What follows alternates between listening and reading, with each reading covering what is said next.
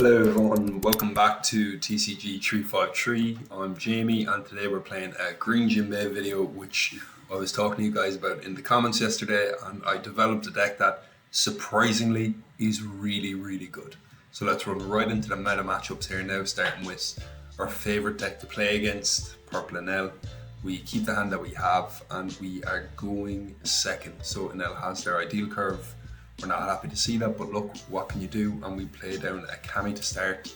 This card, you may rest this character and it rests an opponent's character with a cost of 2 or less and gives a rested on to your leader. So it's a very good card for this matchup. Not absolutely excellent. As you'll see later on, we maybe don't get total value out of it, but we won't say too much about that yet. It's good to remove Enel's curve at the very least. Which is why we're using it, but we don't use it for every list in this video. The final list and the list that you've seen at the start is the list that we end up going with, and this Kami eventually gets taken out.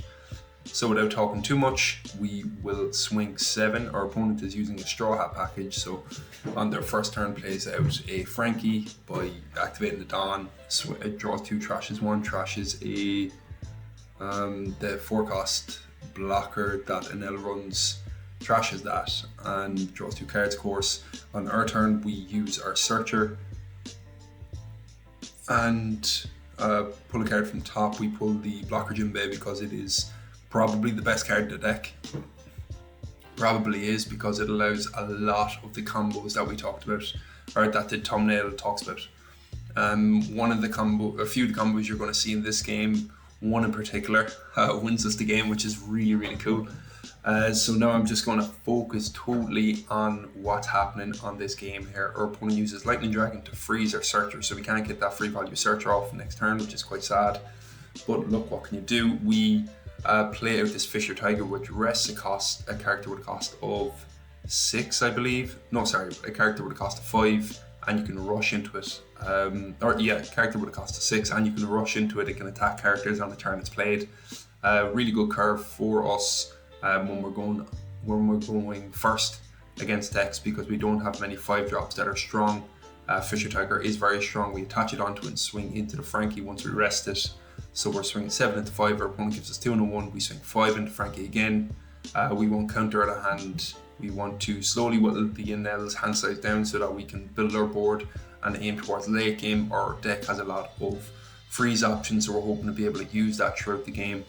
You can see that we have the Holy in hand also, so if we do need a finisher, we have that. We also have the this Luffy, and if we're talking about the Luffy card, it'll come up later on, so we'll mention it in more detail, but just beware that it is very strong in this deck. Our opponent swings 13 into us, we take that of course, and then they swing 8 into us. We have the option of using counter, so we'll do that. We give them 2 2Ks. This deck runs 10 2Ks, so it is quite defensive. We also have a bunch of events, 6 events that give us 3K counter.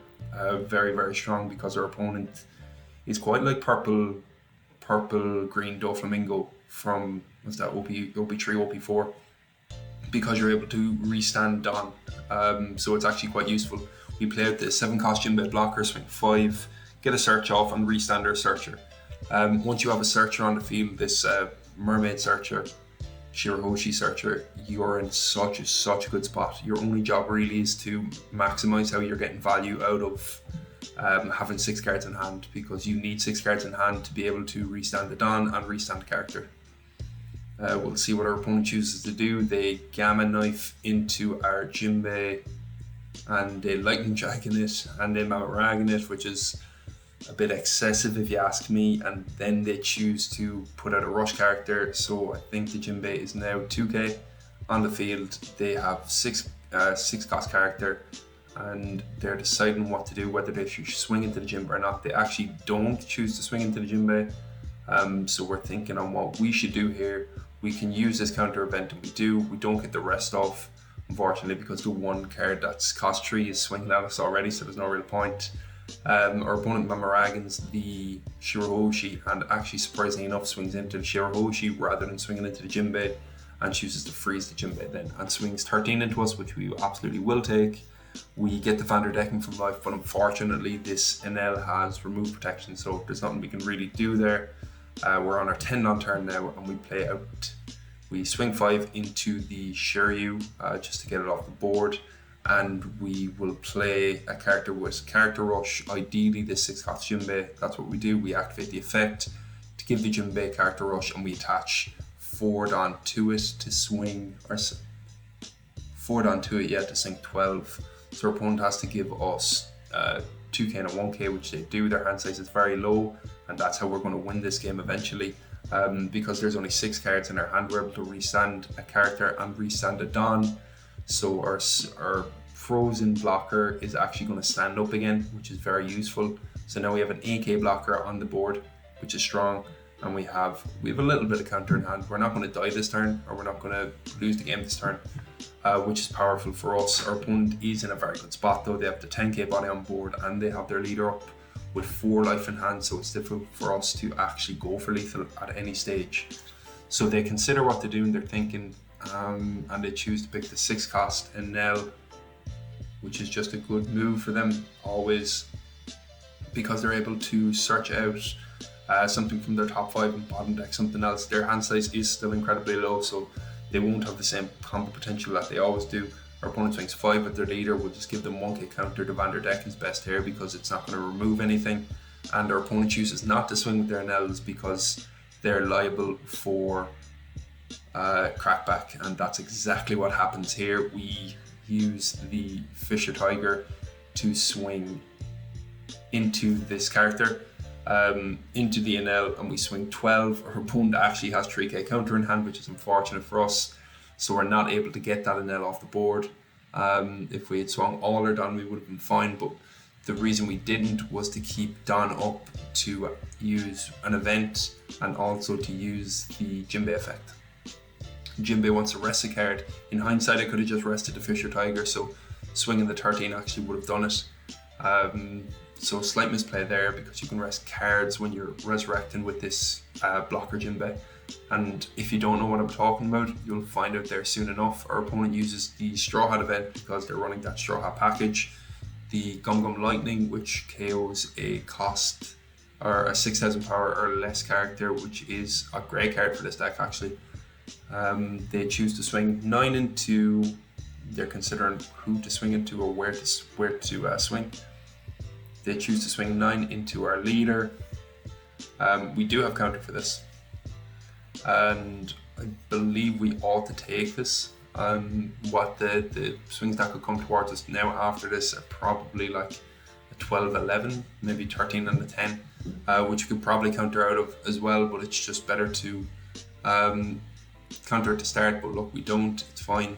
Our opponent now has the choice of what to do. They have 12 and 11 that they can swing at us or swing at a character, or they could choose not to swing at all, but that would mean we would win, so they sort of have to, don't they? So now they decide what to do. They swing an 11 into us, and now this is what's really cool. We use the Jinbe effect, we rest a card, so we'll rest a Don card that we kept standing up. Fortunate that we did, because the Fisher Tiger got removed, and we play out the Fishman Luffy, which can happen. I know you didn't know, or maybe you didn't think that tech was possible, but it very well is. And we're able to counter that Enel swing with the event that we have up. So now we were in a position where we could never have won there, because we only had two swingers on board and our opponent had 2 life, so it was impossible. But because we had the double attack in hand and we were able to bring that out while the opponent was attacking, they weren't able to get rid of it, and now we have 3 swings essentially. We were also able to protect the Jinbe, so we had 4. But if they had gotten rid of that Jinbe there, we would have had 3 swings and we would have had lethal. Very good to know. Also, we had a Luna in life, which is very strong. Good game for our opponent. I think the Jinbe Purple Enel matchup is actually quite good for us because of the cards that we run and because we can character rush quite easily. Our game now with Black Crocodile. For some reason it looks French to the left. Not sure about that. We choose to search, and we search out Jinbe. and we restand. Having the Shirahoshi in hand, as I mentioned earlier, is the best start that you can possibly have. Jinbe can consistently search with that because we can restand it. Obviously then after a while it gets more difficult to use because our hand size goes up because we're naturally filling out that, but until then it's fine. Our opponent uses the, what is that card? The -3k if your opponent has a 0 cost. Our blocker is also a bit of a Purple Enel counter, but it works out here nicely for this Crocodile matchup, where you rest a cost of 1 on play. So we rested that, we just swung into it. We're not exactly starving our opponent at this time, but it's good to get that body off board, because as we see now, our opponent would have to swing both their swing. They'd swing with the Searcher, and then they'd have to swing leader into getting the Shirahoshi off the board. So it's difficult for them to get rid of that value engine that we have. They choose to Dazbones away the blocker instead of the Searcher. So we're going to leave this Searcher up next turn, not use it, play out an Arlong into a Vanderdecken to Vanderdecken 2k their Dazbones, just to get rid of that curve that they have, and that tempo piece that is going to be aggressive towards us. We had it in hand, so why not use it? And also the way we were trashing there, by trashing that card with Vanderdecken, it means that our leader ability is back online, so we're restanding it down again and we're restanding characters. Not relevant for that turn in all fairness, but will be later on in the game. Our opponent plays out a Bond Clay. Their hand size is very low actually, which is good to note, because that kind of plays into our game plan to this game, because it is a more difficult matchup. Our opponent chooses to Dazbones our Arlong and swing into it. We notice that our opponent is on their 7 Don turn, and we, rather than freezing both of their characters, we choose to freeze 2 of their Don, because we don't want them to be able to use a Crocodile on curve. We want to forego them using a Crocodile so that we can be more aggressive this turn. We play out the Megalodon, I think that's what he's called, the shark. So what happens is, on play activate main, you rest his character and you can KO a body with 8,000 power or less. Just honestly one of the best utility 2Ks in the game. And we can search it, which is nice. We play out another Shirahoshi and we start searching with that, and now we have we don't have a scary board, but we have a very strong utility based board. Our opponent searches and they use the Babe, they swing 7 and they use Babe, we take the 7, and our hand size is now very large, but it's not absolutely ideal. So what we're hoping to do here now is build out a board. We use the Arlong, and with the Arlong ability, it costs only 4k, so now we have 7 cost 7k on board, and we have the 6 cost 7k swinger. We were able to do that on our 10 Don turn, and we didn't swing with leader because we don't want them to be able to activate the Babe and block and bring out a Crocodile. We were hoping that they didn't have Crocodile in hand, because from looking at their trash, we knew they had 2 Crocodiles in trash. So the chance of them having a Crocodile in hand was slim, but now they were able to play it out so they can freeze 2 bodies. And now this list here, we're Shed Brickfist. If you want to pause that image there and read what it does, it gives you 3k power to a fish character, and it restands another fish. So that, with the Jinbe blocker, is essentially an A cost blocker. For 1 Don, you give it 3k, and then you can restand it to block again. It's very, very useful. You're going to see it come into play in this matchup a lot, because it is just such a strong card, and we have 3 of them in this deck list. It works so well with the Jinbe blocker, and as I mentioned earlier, the Jinbe blocker is our best card by a mile. Our opponent consistently throughout the game chooses to swing into life rather than swinging into the Shirahoshi, so we're always able to generate value with those. I mean, one of those Shirahoshis has been on board since turn 1, so it's after drawing us so many cards every turn, and we haven't even used leader ability on it in a while. It's just gone so late in the game that if an opponent swings into it, it's sort of like a waste of Donna or waste of resource for them. Opponent swings 7 into us, we counter out of that, which maybe isn't the right move, but why we do that is to be able to use that play there. So the Crocodile swing is 10k, we 8k block, give it 3k and restand it. so our opponent can't go aggressive if they do choose to with the Babe. Our opponent cracks the Crocodile and freezes the Luffy again. We search with our Shirahoshis and see what we want to take. Vanderdecken actually isn't searchable, neither is the Arlong, neither is the Fisher Tiger, so we actually don't draw from that, which is unfortunate. It's very rare that you don't draw from the Shirahoshi. But what can you do? The next play we'll make is play over the Shirahoshi. We got a lot of value out of them, so let's stop using it for the time being, and we'll start swinging into their Mr. Jewel, I think it is. Mr. 5, I think. Their blocker, draw 2, trash 1. At this stage, I think our opponent should block with the Babe, but I guess that they want that on board as a swinger, if it happens that they're able to push for life. So I kind of understand it, but for them to crack that Babe and be able to get back a Crocodile would actually be quite good for them to stop our tempo and stop our aggression. Most of this game we have a Luna in hand. It's a shame the Crocodile falls slightly out of that, so we can't actually freeze it. Our opponent has 10 down now, and we'll see what they're deciding to do.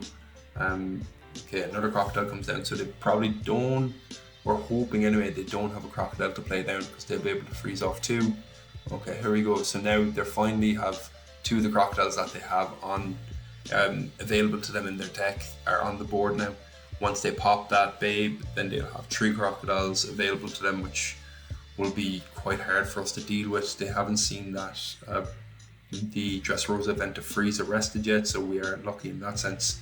And now we'll start swinging into life, because it's coming down to a stage now with the board state that our opponent will win in a turn or 2 if we keep starving them, because they're able to draw with the Croc, and the Croc now is a never dying body, and it can freeze one body every single turn, so we do have to play the aggressor here. So we're just counting on how we're going to do that. Should we play Blocker down, or should we play this Fisher Tiger that rests an opponent character? If we rested the Babe, then we can swing into it without worrying that they take back the Croc, because every time we swing here, we're worried that the Babe is going to be cracked. It doesn't, fortunately enough, and we pass the turn to our opponent after playing the 7-cost Jinbe down and leaving 2 Don standing, 1 Don standing, and then our leader ability. So we Shark Fist the Crocodile Swing. Once second Crocodile Swing will take, our opponent can probably do some cool math in terms of getting some value back here. Let's see what they do. They crack the Crocodile to freeze the Luffy again, which is the smart move to make. They have an All Sunday that they play down, so now they have a leader swing available to them still. They play down the All Sunday to use the Bon Clay and get the Bon Clay on the board, which is very good as well. I'm just making sure I'm recording. It's been a few times now I've recorded videos and they haven't been recorded. Yeah, our opponent is still thinking, and this game goes on a long time. It's not because our opponent isn't great or anything. It's just this is such an awkward end game for both of us, especially our opponent, because I guess who's used to playing Jinbe. So now what happens here is we start swinging. We have options from what we can do in hand. Like for example, we could have, before we attach that down, we could have rested with that Fisher Tiger and used Megalodon to KO the All Sunday. But instead we will use Jinbe to rest the Babe, not activate the character rush on it, because we're not going to swing into the Crocodile because it'll just come back and freeze, and we're not going to swing into the Babe because they'll just get a Crocodile back. And now we are considering on how we want to swing with our last Jinbe that's up. We choose to only attach 1 Don, so we can activate 3 Don next turn. That will allow us to use both our Jinbe effects, yeah, and also the Breakfast in hand. So we have, right now we're sitting at 9k counter in hand, 2 blockers on board also. But what's really cool about our hand at the moment is it has a lot of Jinbe combo potential. It's actually very defensive, our hand, and it's not for the counter. It's for this reason here. So we're going to take that KO and play out Fisher Tiger, who's on play is rest an opponent character, and we summon the Fisher Tiger on our opponent's turn to arrest their Crocodile so they can't swing with it anymore, which basically stops. Like I think we were okay. We were able to survive that turn, maybe, but maybe not when I'm really thinking about it here.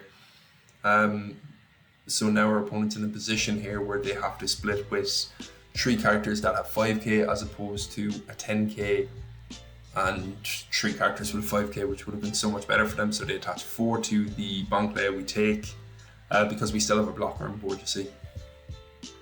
They swing 8 with leader. We have counter for it, but we will consider what we want to do here. I think we'll just take the block. Yeah, and counter out of it, and 7k is all they can swing, and we have 3k in hand, and we use the effect to rest their 1 cost. Not that it does much anyway, to be honest, but it's just something we have the ability to do, and we were going to get them on the crackback. We can swing 7 with the double attack, they're on 0 life, and then all in with a Jinbe. Very good game from our opponent. We really control the board. We were lucky they had crocodiles in their trash early on, because that allowed us to starve them. If they had more crocodiles on the board, I think it would have been a different game altogether. So GG's to our opponent, and we were able to get them with some cool Jinbe combo at the end to finish off that game.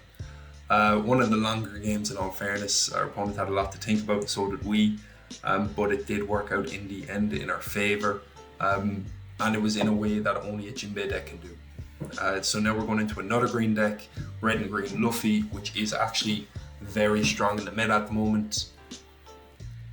Has a lot of defense, similar to Jinbe, has a lot of defense, just in a totally different way really. We are going first. Our opponent plays out 2 searchers, and we see that they search Sanji, so that's standard, but they also search one of those 9-cost Zoros, which is from older decks, I think. I haven't seen it in a while, and the fact that they searched that and gave us the knowledge they had that in hand kind of informs some of our future turns, as you'll see later on. We used the Shirahoshi search out that 3-cost blocker, and we restand the Shirahoshi on a Dawn. Our opponent swings 6 into us and plays down a Laboon, which is strong. We've been playing a lot of we've been playing a lot of what's he called? We've been playing a lot of Krieg, so that was a bit of a misplay there, attaching 2 of the Dawn. I thought I could rest that Laboon. It would have been better to attach a rested Dawn to leader so we could swing 7 and get a card out of their hand. But I just thought it was Krieg for a second. What can you do? We are on our 4 Dawn turn, our opponent's on their 6. They play out to Sanji, who activates 2 Dawn on play. They attach 1 to leader. We take that hit, and we use the trigger effect here to rest their Laboon, which is a huge trigger effect actually to get, because now we're able to remove their anti-removal, which is going to cause us problems later on in the game for sure. We play out the Jinbe first so that we can attach the rest of Dawn to our leader. But instead of attaching Dawn to leader, we just choose to attach active Dawn. It doesn't really make that much of a difference. We weren't going to get through a leader swing anyway. But maybe we should have attached Jinbe in case our opponent wanted to counter all 2Ks. Just thinking about that a bit too much. Our opponent now is on their 8 Dawn turn. We'll see what they want to do here. Our hand is looking quite nice because we have the Shark Brick Fist in hand and we have the AK counter up. So if they just want to swing raw 7 with the Sanji, we're going to block out of it. And then our opponent can decide what they want to do after that. We also have the Fisher Tiger in hand, so we have that combo ready if our opponent plays out a character that we want to rest. Maybe we want to Luna something on curve. Doesn't work out like that. Our opponent plays out a Nami, which rests 2 7 costs, I think. So they're able to get our Jinbe down, and to get our Erlang down, we can Shark Brick Fist here if we want and restand our blocker, so we're not taking any swings really this turn, but we keep it in hand and we let the Erlang go. The reason we let the Erlang go is because we want to freeze their Dawn. We seen earlier that they have the 9-cost Zoro in hand, so us freezing 2 of their Dawn on their 8 on turn means that they will stay on 8 on next turn, so they can't play that out. If they could play that out, they would 100% win, 100%. because they're in such a dominant position now that they'd be able to play that out quite easily. We put our Kami sideways, or Shiroshi sideways and search. We get a Vagabond drill and consider what to do now. We play out the Fishman Island Luffy. And because we're not multicolored, we don't stand done after we play it, but it is still a double attack and it's still searchable, so it's a very good card to have on board. 100%, like a double attack is very strong. And we can summon it out with Jinbe. We're not going to be able to because it's on board, but that being on board is such a threat. But it would be nice if we could stand forward on with it. It would make this Jinbe deck so much stronger, but also would make every green deck so much stronger. Our opponent plays out another Nami and has 6 down to play around with.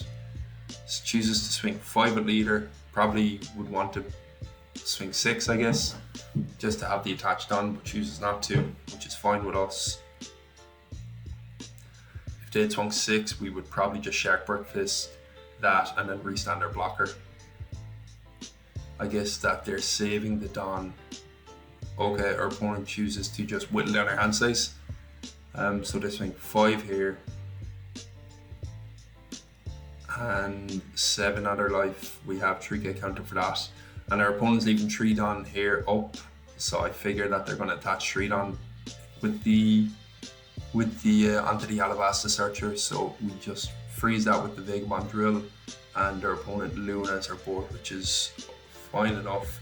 We use the Shirohoshi to search out a Jinbe. We can't play it this turn, but it's very good to have, especially when they have Nami blockers down.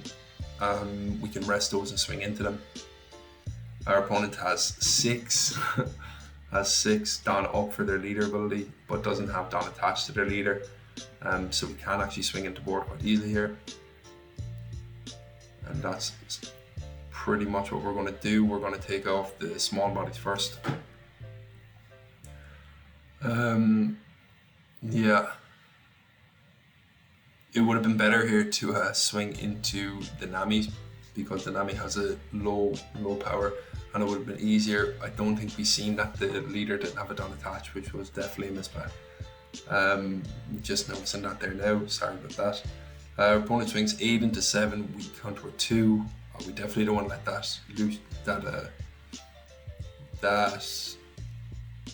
Luffy go. We don't want to let that Luffy go. We don't really want to let any of our characters go, so what we're going to do here is Shark Breakfast. Oh no, we're going to take the free block.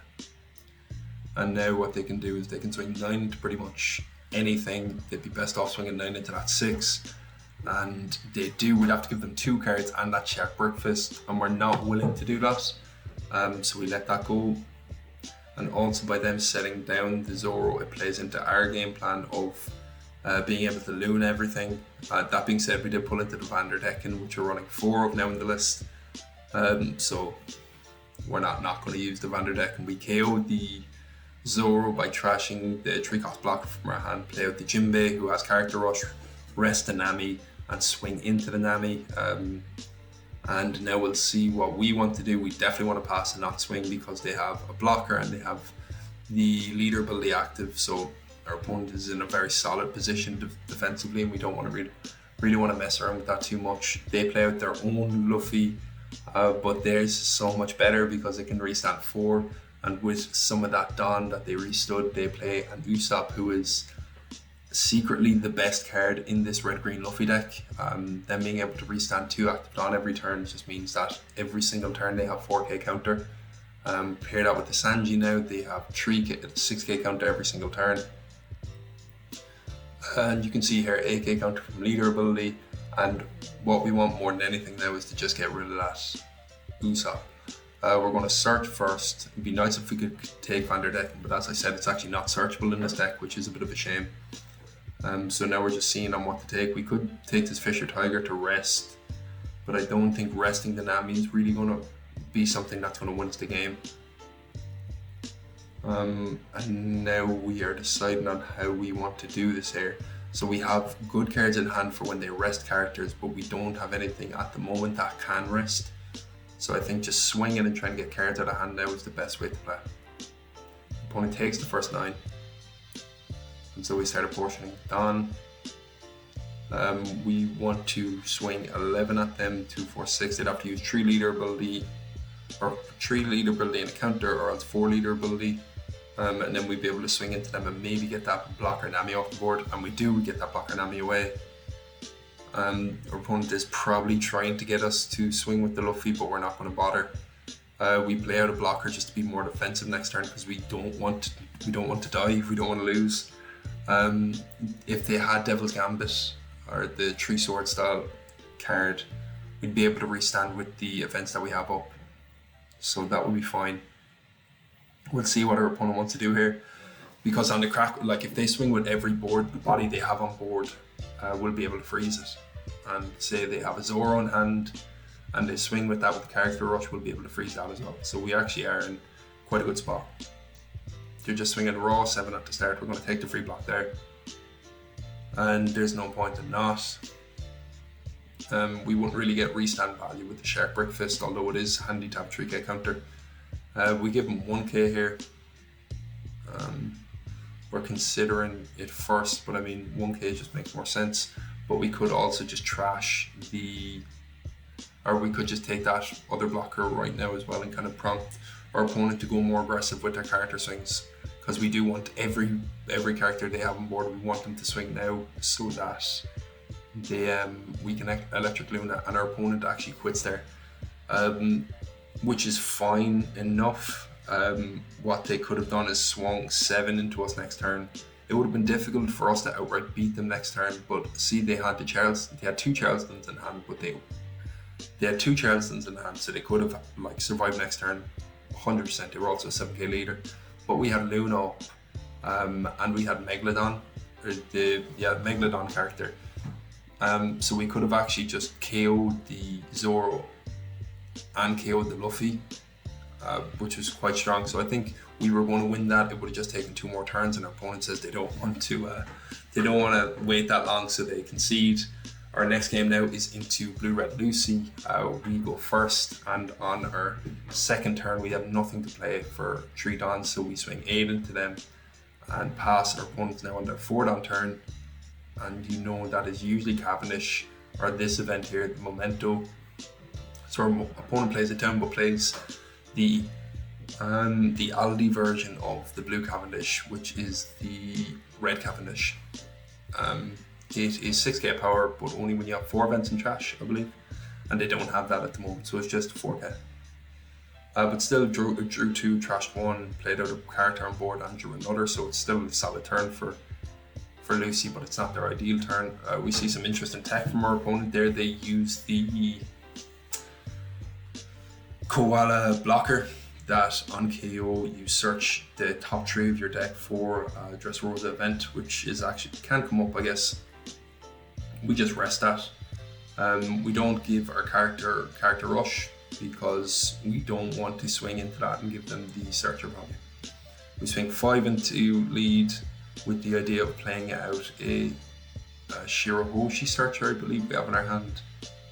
Yeah, with the Shirahoshi searcher, but because they take the 5, we attach to the 6 cost that we have to swing 7, and they actually take both here, so we're in a very, very strong position. Our opponent probably regrets giving us 2 2Ks at the start by putting them on the board. And now our opponent uses another 2K to set up board removal. We do have board removal in all fairness in our deck, but it's mostly that we just punch things fairly hard. So that's what we're going to continue to do, I guess.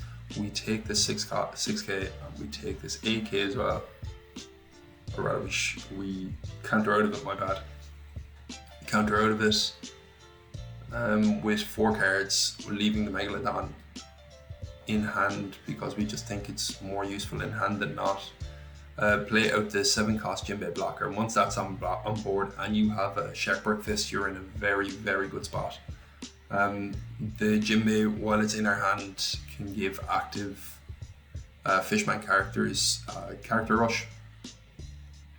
So that's what we're going to do right now. We swing 6 into Cavendish first to see if we can get counter off of them.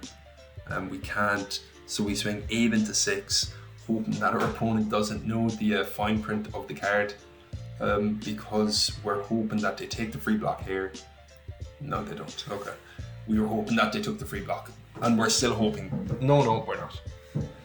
So that was an option for us, was If our opponent took the free block, we would have character rushed with the Jinbe, attached 2 onto it, so 10 into 9, and hope that they didn't have a 2k in hand.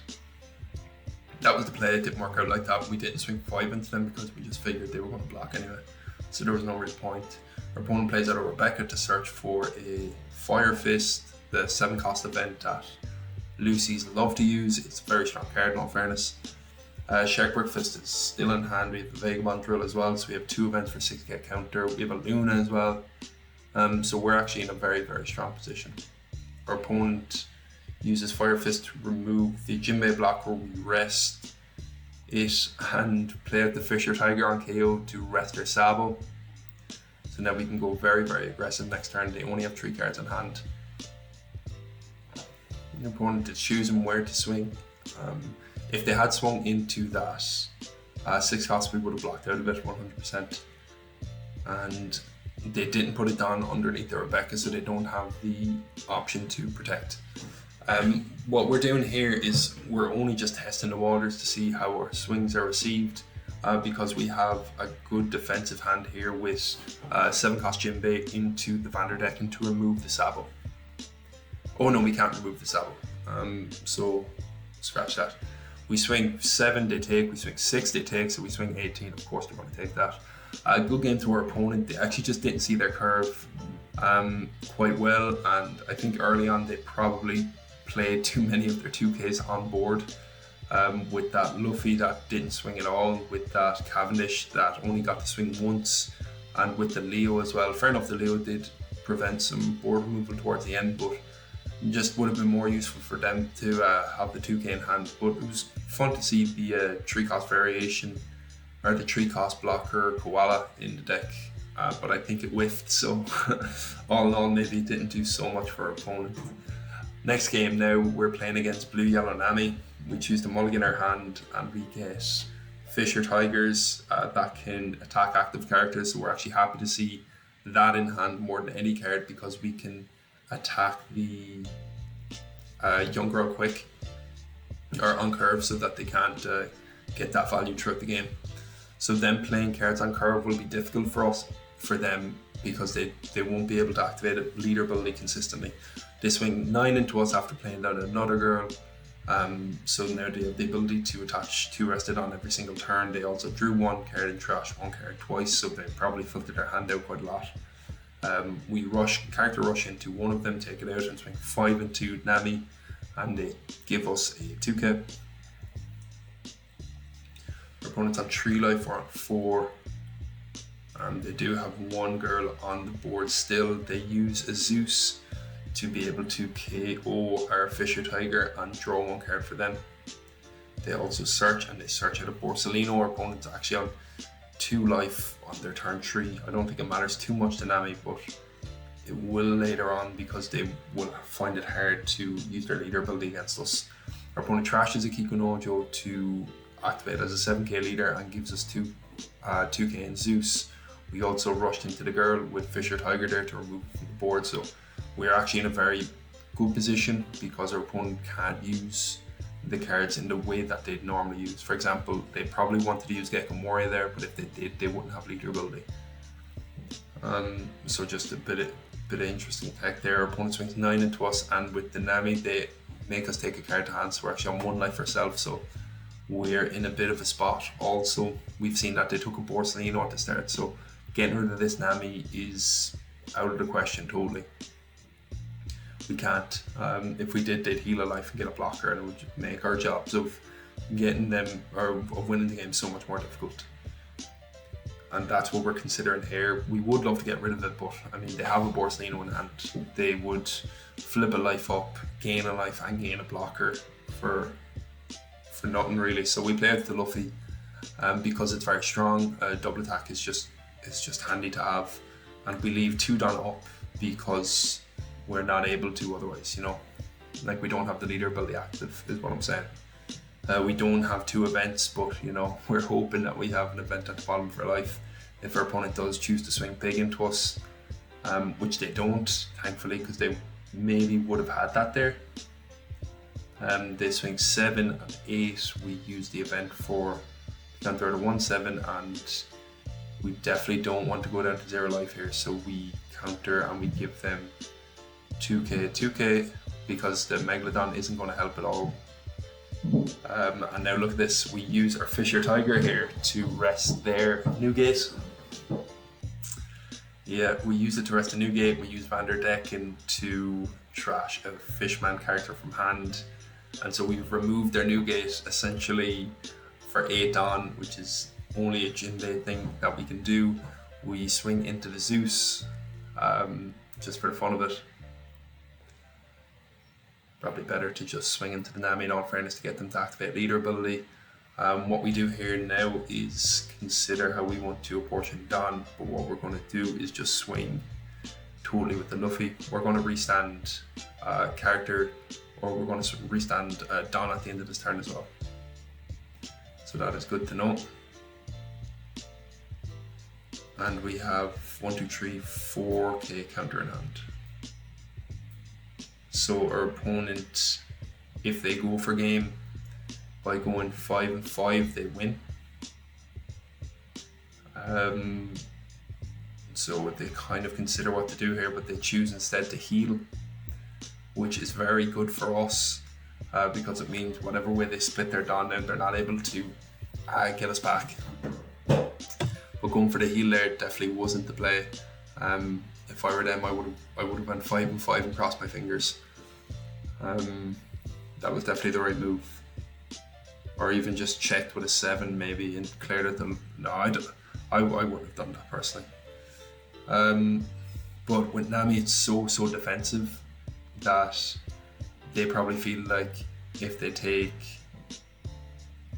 add a life, they have so much counter in hand that they can be fine. So also it's probably just a Nami deck thing more than anything. They swing 7 into us, we take the first life and we take the 3 as well. Or we give 3k counter for the 7k swing. We have the Jinbe and we're hovering over to think, could this be worth it? We could Jinbe use as a blocker and then play out another blocker, and maybe freeze, which actually would have, yeah, that would have meant we survived, but if they had the unblockable event in hand, then we would have lost. So what we're going to do now is just see how it works out with our swings. We swing 7 without attaching any Don, so no investment, and they give us the leader ability and a 1k. We swing 9 and they take because they want to activate the freeze, which is fair, and now we have no other option really but to go all in. Something that maybe the opponent should have done last turn. So they give us a 2k, 2 1s, and they don't have enough counter to finish. They don't have enough counter to get out of the last swing. GG's to our opponent. They made a slight misplay at the end, but it happens. Jinbe is a sort of scary deck to come up against because it's so confusing. And we would have been in trouble, yeah, for sure, but we weren't in the end. And our opponent thought that they could do Nami things, and they weren't able to get away with it because the way our deck functions. So those were the games. The deck is actually surprisingly really good.